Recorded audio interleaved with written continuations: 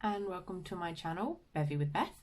I'm Beth, and today I'm actually just drinking a hot chocolate. It is cold and rainy, and I needed something more than just a cup of tea. So I make the hot chocolate. I don't use a pre-made one because they'll often contain lactose. So I make this with 100% pure cacao. And then I make it half boiling water and half milk. So I use goat's milk because I find that it just doesn't affect me the same way as cow's milk does. But I've still reduced that down quite a bit. So I will still use soy and oat milk in other things if it comes in for a larger quantity. But on the whole, I find that the goat's milk and the goat's cheese I can eat without any effect, whereas the cow's milk will affect me pretty quickly. So I'm fairly happy with that. Now I can't take a sip because it's only just come out of the microwave, so it's actually boiling hot. So I'm going to leave that to cool for a bit while we have a little bit of a conversation about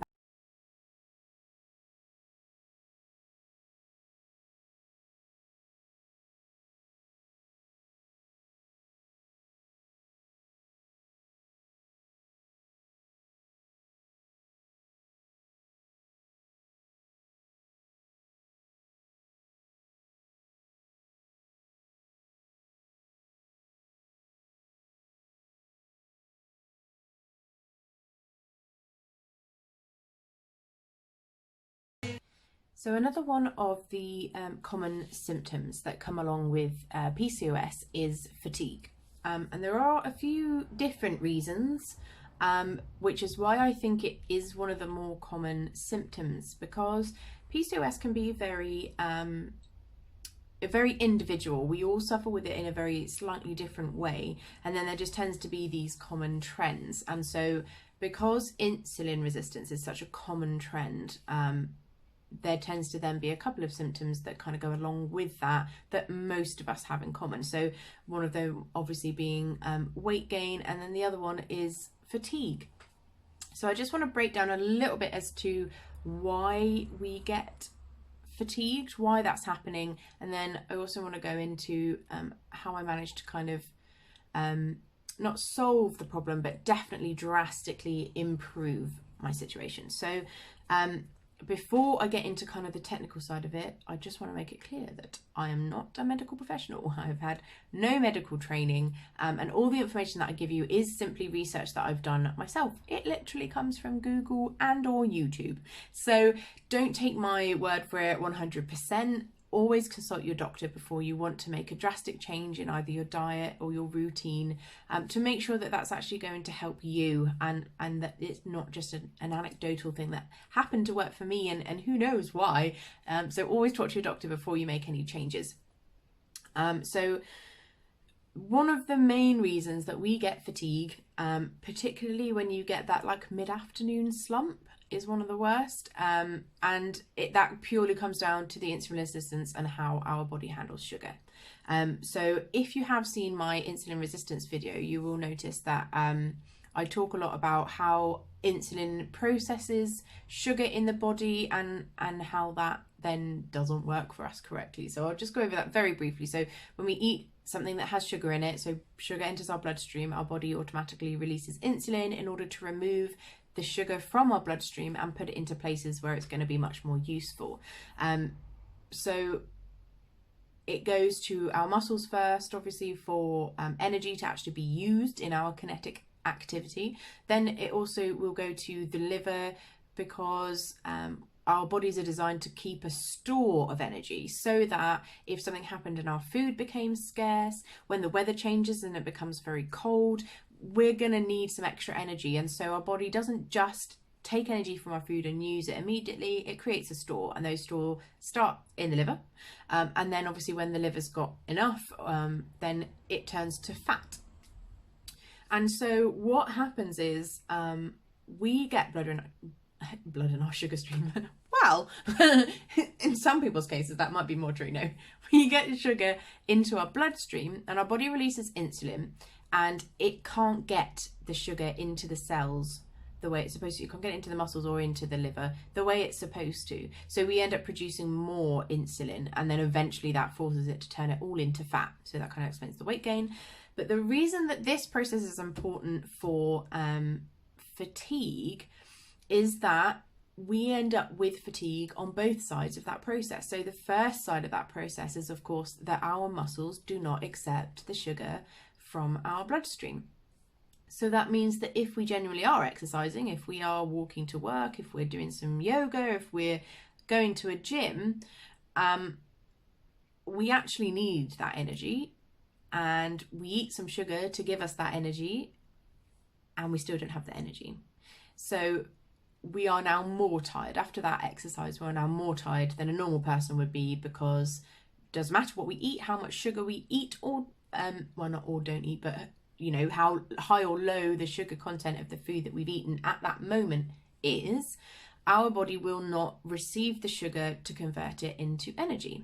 So we're tired. And that's, you know, we struggle a lot with muscle aches and that feeling where you get that, you know, like even your bones are hurting because you're just that tired. And that's why. But another reason why that's really difficult is because humans like move throughout the day. I mean, I know a lot of us might be doing office jobs where we are pretty sedentary. We do still do really simple things like walk to the bathroom or walk to go and get a cup of coffee, you know, just that natural movement, not full on exercise. And our body needs fuel for that too. And we might not necessarily have just had something to eat or, you know, be preparing for an exercise, but our body still needs energy. Also still needs energy to make the brain function. And so what our body would do then is, okay, we haven't got food, you know, sugar actually in our bloodstream because we've cleared that out. So we need that energy, and we're going to take that out of the cells where we've stored it. But unfortunately, because our insulin levels are so high, our liver and fat cells have got the message that there's blood. I keep saying there's blood in our sugar stream. That there is sugar in our bloodstream, and so therefore we must not release the sugar that is stored, because then our blood sugar would get crazy high. So it's designed to protect us from doing that. And it says, okay, there's so much insulin around, that must mean that there's lots of sugar in the blood, so we're not going to release any more sugar, because then we'd have crazy high blood sugar levels. So we now can't access the stored energy. So even if, you know, we're not eating a lot, or we haven't immediately eaten and then we want to do some form of physical activity or mental activity where we're going to need that energy, our body can't access it. It's locked away in our fat cells and in our liver cells, and we are just not able to use it. So of course that means we're literally tired all the time, because we're just naturally not able to get energy from the food that we're eating, from the food that we've stored. There is no energy for our bodies to use. So that's fun. Too hot. Yeah, that hurt. Okay. Just had to go and get some ice onto my tongue. It's feeling a lot better now. I have tried to cool my drink down a bit, but I don't think I'm going to touch that for a while. So we'll just leave that over there and we shall continue. So obviously we talked about the insulin and the blood sugar and getting energy that way. And that's a cause of fatigue. But another reason actually is that a lot of us actually suffer with bad sleep patterns. So we're not getting enough sleep during the day. So either we're not suffering with that insulin resistance, not having energy from our food problem, and we are getting our sleep issues, which obviously makes you tired during the day if you don't get enough sleep. Or if you're like me, you get to have the fun journey of doing both at the same time. So we don't sleep at night and we can't get energy from our food. So we're not doubly exhausted, I don't think, but it's a pretty extreme form of exhaustion, definitely. But the sleep in itself, you know, missing out on sleep is really bad for us. I mean, we know this. We know that it's bad because our bodies aren't designed to cope without sleep.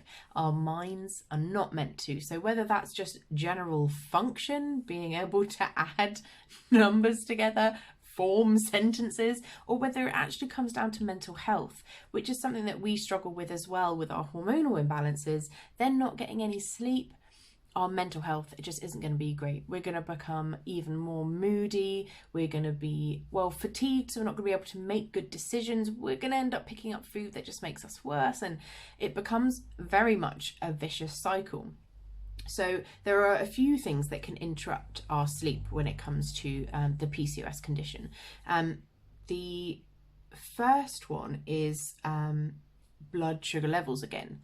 And this is definitely something that I noticed years before my diagnosis, was that if I was eating high sugar foods just before bed, so say for example we went to the cinema and I had sweets at the cinema, it was always, you know, a bit later, and we'd watch the movie, eat the sweets, and then go straight to bed, and I'd never sleep well. But even if I was doing that at home, if we had a dessert, so very often our meals that my mum was cooking were so good that we often really didn't have desserts actually, but occasionally we would, like she'd make a cake, or there'd be raspberries and we'd have eaten mess or something like that, and again I'd notice that would stop me from sleeping. So I very quickly picked up that if I was eating high sugary foods before I went to bed, I would always get a major dip in my blood sugar levels somewhere between 2 o'clock and 4 o'clock in the morning, and I would be so hungry and my body would be so scared that I was going to starve and die in my sleep that it would wake me up to go and consume some food in order to then go back to sleep, go back to bed, and pretty much go back straight to sleep, to then wake up in the morning at the alarm. So obviously interrupted sleep isn't great. So that isn't a healthy pattern to have. I think some people can do shorter bursts of sleeping. I don't want to sit here and say you have to get 8 hours and it has to be, 3 hours before midnight in order to be healthy. I think there are quite a few different patterns out there for people.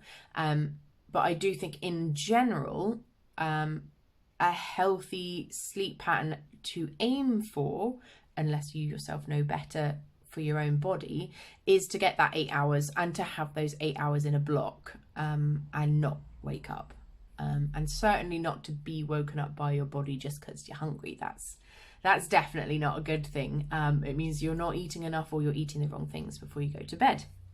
But it can actually just be our hormones and kind of like lack of minerals and things, which means our bodies aren't functioning correctly, and again it just interrupts the sleep.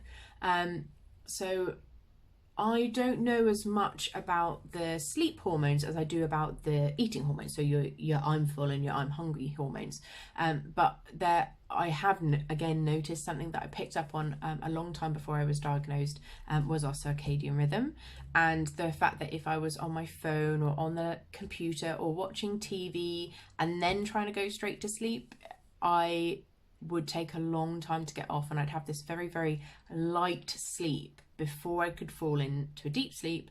Combine that with some sugar, I was having situations where for weeks I'd have very, very light sleep, then I'd go into a deep sleep and then very quickly come out of that deep sleep with a blood sugar drop, be woken up to go and eat something, then eat something, go back to bed and fall asleep into a deep sleep straight away. But I've got 2-3 hours before my alarm then goes off to wake me up for my day, and I haven't had any sleep.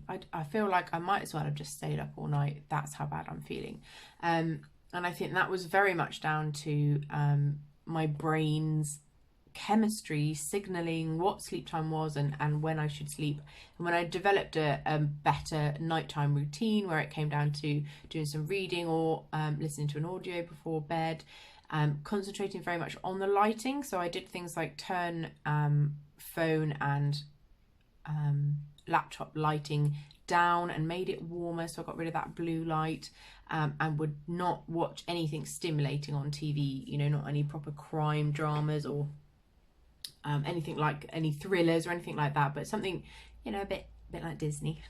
Something sweet and light, and then I would do the routine showering and reading in bed before then going to sleep. And I found again that helped me to get into that deeper sleep much quicker. But again, I would still end up with waking up quite a bit. And that wasn't necessarily hunger. Very often it was needing to pee.